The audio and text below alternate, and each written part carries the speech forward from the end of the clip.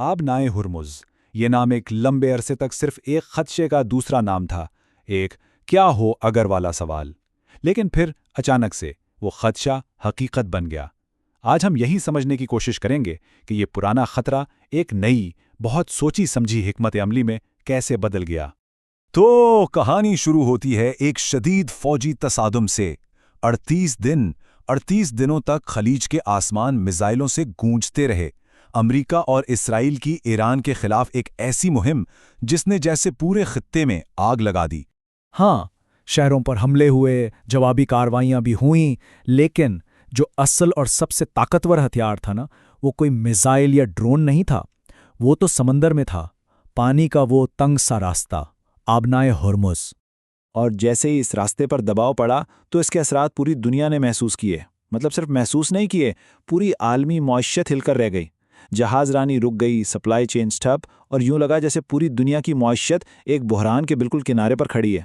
تو پھر سوال یہ ہے کہ آخر پانی کا یہ تنگ سا راستہ اتنا اہم کیوں ہے؟ بھئی اس کی طاقت کو سمجھنا ہے تو پہلے اس کے جغرافیہ کو سمجھنا پڑے گا۔ دیکھیں، یہ آبنائے ہے ایران، عمان اور متحدہ عرب امارات کے بیچ میں، اور اس کی اصل طاقت ہے اس کی تنگی۔ اس کے شپنگ لینز اتنے تنگ ہیں کہ ہر جہاز کو ہر حال میں ایرانی اور عمانی پانیوں سے ہی گزرنا پڑتا ہے۔ آنے کے لیے ایک راستہ، جانے کے لیے دوسرا، بس کوئی اور آپشن ہی نہیں ہے۔ اب ذرا اس بات کا اندازہ لگائیں، اس تنازع سے پہلے یہاں سے روزانہ تقریباً 2 کروڑ بیرل تیل گزرتا تھا۔ 2 کروڑ بیرل!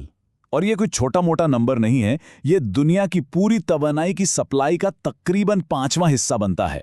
سوچیں، چین، انڈیا، جاپان، ایشیا کے بڑے بڑے ممالک کی معیشتیں اسی راستے پر چلتی ہیں۔ ان کے لیے یہ صرف ایک شپنگ لین نہیں، یہ تو زندگی کی لکیر ہے۔ اور سب سے بڑا مسئلہ پتہ ہے کیا ہے؟ اس کا کوئی دوسرا راستہ، کوئی متبادل ہے ہی نہیں۔ کچھ پائپ لائنز بنائی تو گئی ہیں اس سے بچنے کے لیے، لیکن وہ بھی اس کے روزانہ کے ہجوم کا آدھا بھی نہیں سنبھال سکتی۔ مطلب سیدھا سا ہے، اگر ہرمز کی رفتار کم ہوتی ہے تو پوری دنیا کی رفتار کم ہو جاتی ہے۔ تو ظاہر ہے اتنے اہم راستے پر کنٹرول ہمیشہ سے طاقت کی کنجی رہا ہے۔ یہ سمجھیں کہ یہ ایک جغرافیائی حادثہ تھا جس نے اس پورے خطے کی سیاسی تقدیر لکھ دی۔ تاریخ بھی یہی بتاتی ہے۔ ذرا پیچھے چلتے ہیں۔ 15ویں صدی میں پرتگالیوں نے اس پر قبضہ کیا اور اسے عالمی تجارت کے لیے ایک ٹول بوتھ بنا دیا۔ پھر 1950 کی دہائی میں جب ایران کا تیل کا بحران چل رہا تھا تو برطانیہ نے اس کی ناکہ بندی کر دی، اور 1980 کی دہائی میں ایران عراق جنگ کے دوران تو یہ ایک باقاعدہ میدان جنگ بن گیا۔ یعنی ہر دور میں بات صرف جغرافیہ کی نہیں تھی بلکہ اس طاقت کی تھی جو یہ جغرافیہ دیتا ہے۔ آپ دیکھیں، کئی سالوں سے ایران یہ دھمکی دیتا آیا تھا کہ بھئی اگر ہمیں مجبور کیا گیا تو ہم آبنائے کو بند کر دیں گے۔ لیکن اس بار یہ صرف دھمکی نہیں تھی، یہاں ہمیں حکمت عملی میں ایک بہت بڑی، ایک بنیادی تبدیلی نظر آئی۔ اور یہی اصل گیم چینجر تھا۔ اب بات پرانی دھمکی کی نہیں رہی کہ جی آبنائے کو مکمل طور پر بند کر دیا، جیسے کوئی آف سوئچ دبا دیا ہو۔ نہیں، نیا طریقہ اس سے کہیں زیادہ ہوشیار تھا۔ اسے سوئچ کے بجائے ایک فلٹر کی طرح سمجھیں، ایک ایسا نظام جس میں کنٹرول منتخب ہو۔ تو یہ کام کیسے کرتا ہے؟ دیکھیں، ایران نے آبنائے کو مکمل طور پر بند نہیں کیا، بلکہ ایک غیر یقینی کی فضا بنا دی۔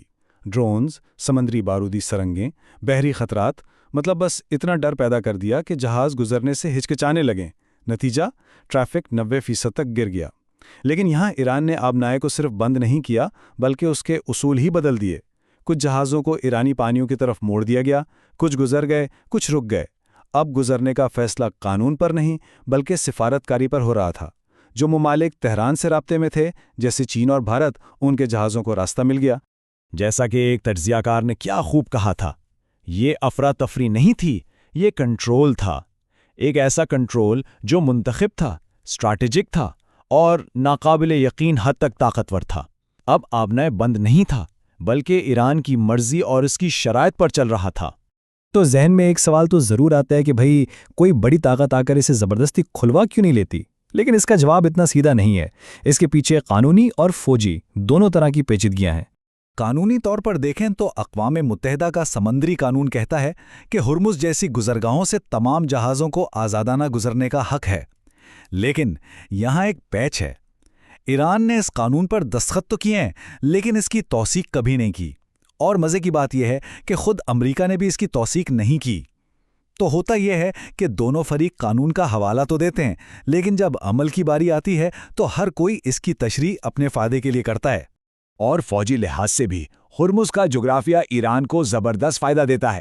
دیکھیں، امریکہ جیسے ملک کا مقابلہ کرنے کے لیے ایران کو بڑے بڑے بحری جہازوں کی ضرورت ہی نہیں ہے۔ وہ استعمال کرتے ہیں غیر متناسب حربے، چھوٹی تیز رفتار کشتیاں، ساحلوں پر چھپائے گئے میزائل لانچرز اور سستے ڈرونز کے جھنڈ۔ اب اتنے تنگ اور مصروف پانیوں میں یہ چیزیں بڑے سے بڑے جنگی جہاز کو بھی بے بس کر سکتی ہیں۔ یہاں مقصد جنگ جیتنا نہیں ہوتا، مقصد ہوتا ہے زیادہ سے زیادہ خلل پیدا کرنا۔ تو پھر ان سب باتوں کا پوری دنیا کے لیے کیا مطلب نکلتا ہے؟ اس نئی حقیقت کے اثرات کیا ہیں؟ اثرات تو فوری اور بہت شدید تھے۔ تیل کی قیمتیں $100 فی بیرل سے بھی اوپر چلی گئیں۔ روزانہ لاکھوں بیرل تیل مارکیٹ سے غائب ہو گیا۔ یہ صرف ایک علاقائی مسئلہ نہیں رہا تھا، یہ ایک عالمی بحران بن چکا تھا۔ فی الحال تو ایک عارضی جنگ بندی ہے، پاکستان کی ثالثی سے 2 ہفتے کا توقف ملا ہے، لیکن جو اصل مسائل ہیں وہ وہیں کے وہیں ہیں۔ ایران اب ایک نیا مشروط نظام تجویز کر رہا ہے، یعنی وہ اس کنٹرول کو ایک باقاعدہ شکل دینا چاہتا ہے۔ اور شاید یہی سب سے اہم بات ہے۔ دہائیوں تک آبنائے ہرمز صرف ایک تھیوری تھی، ایک کیا ہو اگر والی صورتحال، لیکن اب یہ ایک حقیقت ہے، ایک ایسی حقیقت جہاں جغرافیہ اور طاقت آمنے سامنے ہیں۔ تو اب سوال یہ نہیں رہا کہ کیا ہوا، بلکہ یہ ہے کہ آگے کیا ہوگا، کیونکہ ایک بات تو طے ہے، کچھ بدل گیا ہے۔ اور یہ سب ہمیں ایک بہت گہرے سوال پر لا کر چھوڑتا ہے، کیا ایران کو کمزور کرنے کی کوشش نے ایک کہیں زیادہ بڑی حقیقت کو بے نقاب کر دیا ہے، یعنی فوجی طاقت اور اسٹریٹجک فائدے کے درمیان کا فرق؟